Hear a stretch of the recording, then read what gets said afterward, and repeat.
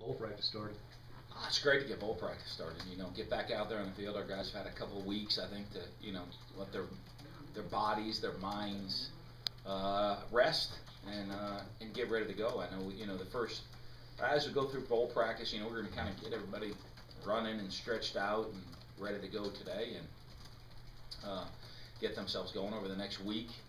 We're going to do a lot of concentrating on us, really just working on ourselves, working on fundamentals, working on base offense, defense, giving a lot of young guys opportunities and reps, and then after that we'll get into game week preparations. Can you update the injuries like Tyler?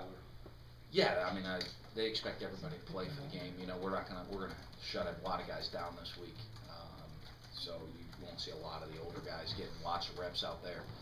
But I don't think there's anybody really a new injury that is expected to miss the whole game. It's almost kind of become routine now, getting this extra practice 3 years in a row. Talk about the benefits of that, being in that routine. Well, it's huge. I don't want to make it routine. I want to make it. It's still pretty special. I mean, we're playing our second New Year's Day bowl game in 3 years, and I know I expect to have another home field advantage for us. So we did a couple years ago down there. We did last year in Nashville for the bowl game, and I expect our fans to give us that home field advantage again as we continue to build the program. Those are special opportunities to get to play New Year's Day, but for our guys, it is. I always think of a bowl as a reward, and the better the season you have, the better rewards you get at the end. And playing New Year's Day in Florida is a pretty darn good reward for the great season we had. You use the same bowl schedule you used 2 years ago, or things you didn't like about going down there that you did? We're hoping for the same result. Right. So, no, very, very similar. I think there's some little tweaks with the bowl and different events that they have, but we're going to use a very, very similar schedule that we used from a couple years ago.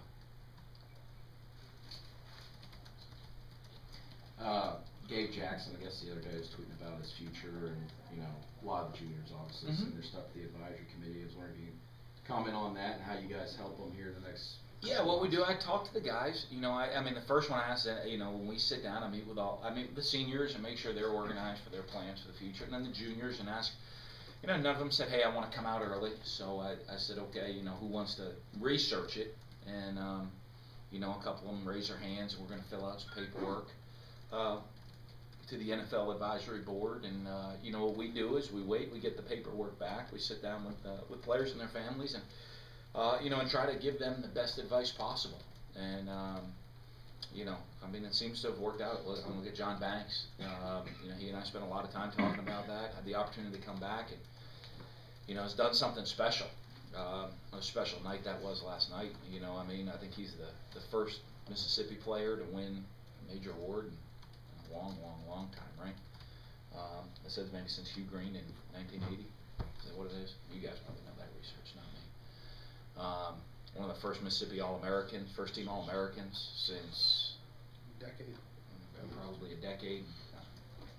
I'm sure you guys have all that research done up. So, but to be a Mississippi-born kid and get all those awards is pretty special. So it worked out very well for him, and I think because of that, those situations, I think our guys kind of trust us and know that we're going to try to help them as much as possible to become successful.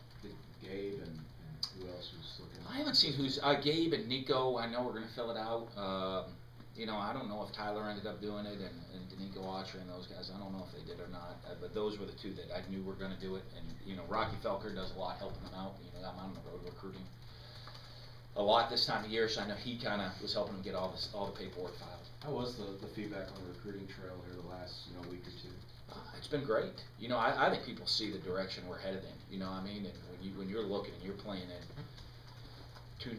playing New Year's Day and the traditional New Year's Day big time bowl games in 2 out of the last 3 years, and then last year playing another great bowl game.